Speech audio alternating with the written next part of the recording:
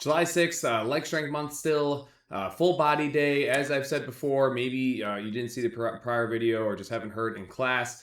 How this is going to work, as we're still obviously in week 1 of July, is of course leg day is going to be a little bit more frequent every 5th day, very similar to the urban legend training for those of you that did the urban legend training. So the frequency is going to jump a tad, and then on top of that I'm going to weave in or bake in kind of like secondary or supplemental leg exercises into every single workout of the month outside of the workouts that precede leg day and are directly after leg day. So you're going to see a lot more things just like this if you've been here for the first week of July.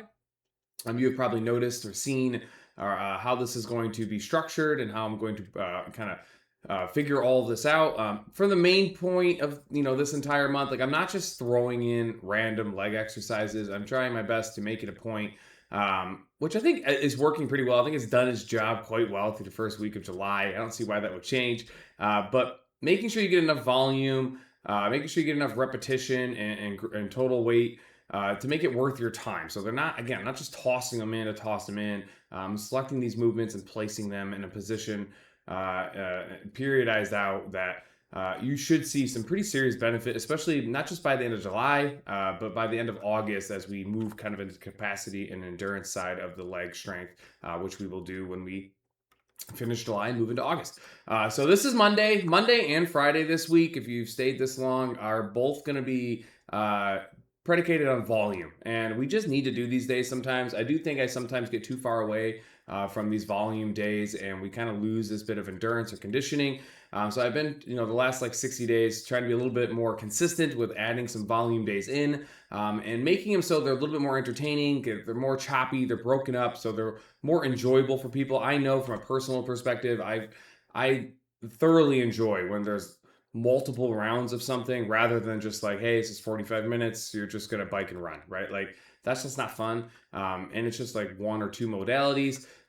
Written like this, I can segment them in my brain, I can break them down, and it gives me something to look forward to when there's multiple rounds in terms of tracking splits and just gathering data, and gives me more to pay attention to as I work my way through these 45 minutes. So how this is going to work, it looks pretty self-explanatory, but as always, I'll try to give you as much detail as possible. You have biking into running, so you have these bricks. I also track bricks. I like to do these also every couple of months. This isn't something that like we're doing all the time or even monthly, although I would enjoy doing something like this monthly. I think bricks are incredible for many different reasons in terms of like physical progression. But again, you guys have the choice of what you want to do here. And this is why I wanted, another piece of why I wanted this to be a video is that you guys can walk into this already kind of knowing what you're going to do. You can have these numbers picked out. You can think about it a little bit. You can base it off of prior things we have done. And you can decide how hard you want to make this. So knowing that it's a 15-minute round, you got quite a bit of flexibility here on the treadmill and on the bike, obviously in the opposite order. And then the 20 single dumbbell step overs, that's where the dumbbell's loaded on your shoulder. Obviously, we want to work on the verticality first, get as close to that 24 inches as you can. And then you guys can start loading up with a 50-70 gold standard weight. Just to be clear, you could go over that gold standard weight. I don't think many people are going to go over that gold standard weight if they're at the right verticality, nor is there much of a reason for it in this particular setting. So I would get as close to those two numbers as you possibly can. And then do a little bit of math, like figure out where you think you land based off, if you picked 50 calories and a 1,000-meter run, like where does that put you? How much time do you have left for the single dumbbell step overs?